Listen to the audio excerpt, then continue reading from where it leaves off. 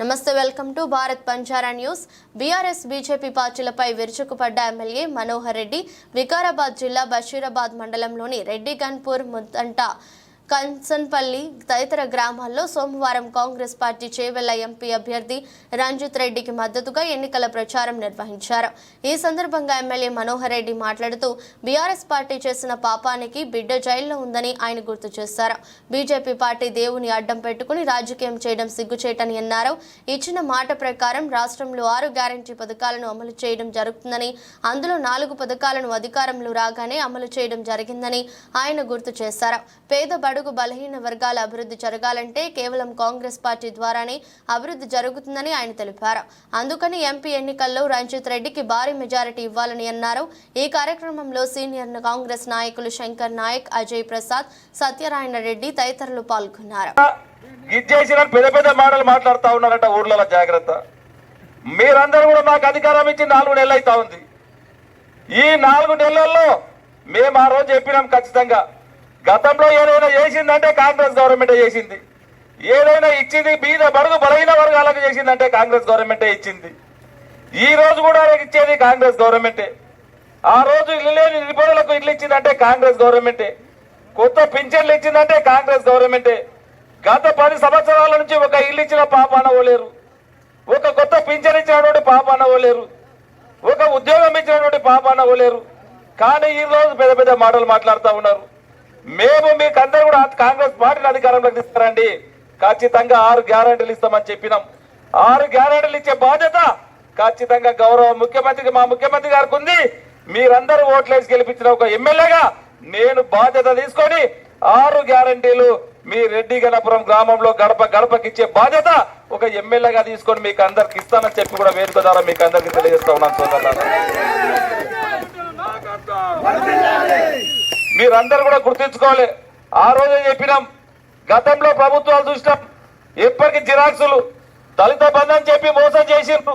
ఆఫీసుల చుట్టుముట్టు, లీడర్ల చుట్టుముట్టు తిప్పుకొని దళిత బంధాన్ని మోసం చేసిండ్రు. ఇండ్లు డబుల్ బెడ్రూమ్లు ఇస్తామని చెప్పి మోసం చేసిండ్రు. ఏమి జిరాక్సులు తీయాలి, ఆఫీసుల చుట్టుముట్టు తిరగాలి. అవన్నీ లేకుండా ఆ రోజే నేను చెప్పినా మళ్ళీ కాంగ్రెస్ అధికారం తీసుకురావాలి. అధికారులందరూ కూడా మీ గ్రామానికి పంపిస్తామని చెప్పినాం, మీ ఇంటికి పంపిస్తామని చెప్పినాం. మేము గెలిచిన ఎంబడే మీ ఇంటికి ప్రతి ఒక్క అధికారిని పంపించడం జరిగింది. మీకు ఏం కావాలో ఆ రోజు రాసిన ప్రజాపాలన ద్వారా ఇల్లు లేకుంటే రాసిమని చెప్పినాం, పింఛన్ లేకుంటే రాసిమని చెప్పినాం, కొత్త రేషన్ కార్డు లేకుంటే రేషన్ కార్డు లేకుండా లేని వాళ్ళని రాసిమని చెప్పినాం. ఖచ్చితంగా బరాబర్ చెప్పినాం. 2 లక్షల రుణమాఫీ చేస్తామని చెప్పి తప్పకుండా చేస్తాం, అది కూడా రాసిమని చెప్పినాం. ఇవన్నీ కూడా డాటా తీసుకోవడం జరిగింది. డాటా అంతా కూడా మా దగ్గర ఉంది. మీకు 6 గ్యారెంటీలు ఏదైతే చెప్పినామో దాంట్లో 4 గ్యారెంటీలు ఇప్పటికీ ఇంప్లిమెంట్ చేయడం జరిగింది 4 నెలల్లో. వీళ్లకు 10 సంవత్సరాలు అధికారం ఇస్తే ఒక్కటి చేయలేరు. మీరు మాకు ఇచ్చినటువంటి మొన్ననే మా కాంగ్రెస్ కు మన పార్టీకి అధికారం ఇస్తే మేము 4 నెలల్లోనే 4 గ్యారెంటీలు ఇచ్చినాం. ఇంకా కూడా ఇవ్వాలా. మీరందరూ కూడా అబ్జర్వ్ చేసుకోండి, మీరందరూ కూడా ఆలోచన చేసుకోండి. దయచేసి మనకు 4 పిల్లలు ఉంటే పిల్లలు ఒకటే రోజు పెళ్లిళ్ళకి వస్తే ఒకటే రోజు పెళ్లిళ్ళు చేయం. ఓ రోజు పెద్ద కొడుకు చేస్తాం, ఓ రోజు 2వ కొడుకు చేస్తాం, ఓ రోజు 3వ బిడ్డ చేస్తాం, 4వ బిడ్డ చేస్తాం. మీరు 6 గ్యారెంటీలు అట్లా అనుకోండి. ఖచ్చితంగా రేపు మీకు 4 గ్యారెంటీలు ఇవ్వడం జరిగింది. ఇప్పటికే ఇండ్లు 3500 ఇండ్లు గౌరవ ముఖ్యమంత్రి గారు నాకు ఇవ్వడం జరిగింది. 5వ గ్యారెంటీ. ఆ ఇండ్లు కూడా నోటిఫికేషన్ వచ్చినందుకు ఇప్పుడు ఎలక్షన్ కోడ్ ఉంది. జూన్ 3 తారీఖు ఎలక్షన్ కోడ్ అయిపోయిన ఎంబడే ఇక్కడనే ఈ ఇందిరమ్మ కమిటీ ద్వారా మీరు రేపు రాసి ఇవ్వండి. మీకు జూన్ 4 తారీఖు నాడు రెడ్డి గణపూర్ గ్రామంలో ఎవరికైతే ఇల్లు కాంగ్రెస్ గవర్నమెంట్ గతంలో ఏదైతే చెప్పిందో చేసినటువంటి పార్టీ ఈ రోజు కూడా చెప్పిన 6 గ్యారెంటీలు చేపించే బాధ్యత ఒక ఎమ్మెల్యేగా గౌరవ ముఖ్యమంత్రి మన పక్కకే ఉన్నాడు. ముఖ్యమంత్రి గారి సహకారంతో నేను ఖచ్చితంగా చేస్తానని చెప్పి కూడా వేదిక ద్వారా మీకు అందరికీ తెలియజేస్తా ఉన్నాను. సోదరులారా, అదే కాదు ఇప్పుడు మళ్ళా వస్తా ఉన్నారు. 5-10 సంవత్సరాలు వాళ్ళే అధికారంలోకి ఉన్నారు. అధికారంలో ఉన్నప్పుడు ఏం చేయలేరు, కానీ ఇవాళ వచ్చి గిజ్జేసిర్రా అని చెప్పి చేసేవాడిని మళ్ళా బెత్తి పొడుపులు చేస్తా ఉన్నారు. దయచేసి ఆ మాటలు నమ్మకండి. బీఆర్ఎస్ అయిపోయింది పని, దాని పని అయిపోయింది. వాళ్ళు చేసిన పాపాలకు ఇలా బిడ్డ పోయి తీయాలి. ఢిల్లీ జైల్లో కూర్చున్నది. రేపో మాపో తండ్రి కొడుకులు కూడా సిద్ధంగా ఉన్నారు. ఈ రోజు మన తెలంగాణలో బీఆర్ఎస్ బోంద పెట్టినాం, అది లేచే సమస్య లేదు. ఈ ఎలా కులాలి పేరు చెప్పుకొని ఇలా మన ఇంకొక పార్టీ వచ్చింది. జాగ్రత్త. ఈ రోజు అందరికి దేవుడు ఉన్నాడు. దేవుడు అంటే శ్రీరాముడు అందరికీ కావాల్సినోడే, ఏ ఒక్కరికి కాదు.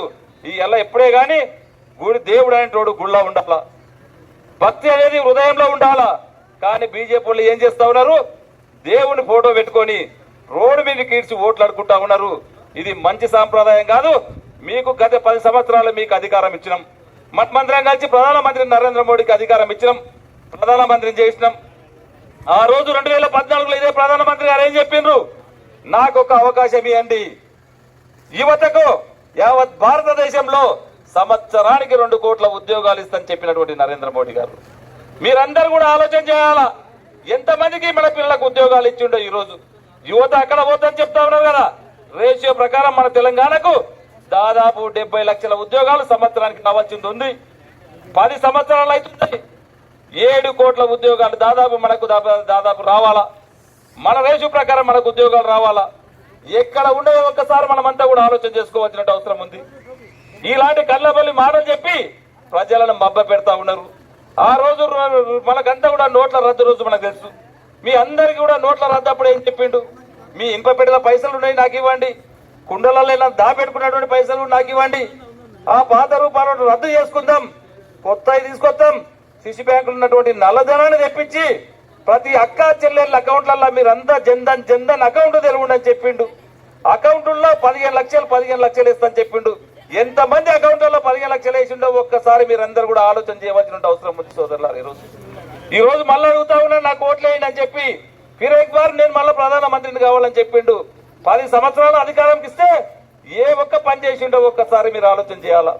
ఈ రోజు ప్రధానమంత్రిగా ఆ రోజు మనకు సోనియా గాంధీ గారు, మన్మోహన్ సింగ్ గారు ప్రధానమంత్రిగా ఉన్నప్పుడు రోజుగారు ఉపాధి హామీ పథకం పెట్టి ఈ రోజు మనకు 200, 300 వస్తున్నాయంటే ఆ రోజు సోనియా గాంధీ గారు పెట్టినటువంటి ఆ ఉపాధి హామీ పథకం. ఈ రోజు మనకు సెంట్రల్ గవర్నమెంట్ నుంచి ఇండ్లు వచ్చినాయంటే ఆ రోజు కాంగ్రెస్ గవర్నమెంట్ ఉన్నందుకే వచ్చింది. దయచేసి ఈ బీజేపీ గవర్నమెంట్ ఎవరికన్నా ఏమన్నా చేసింది ఉందంటే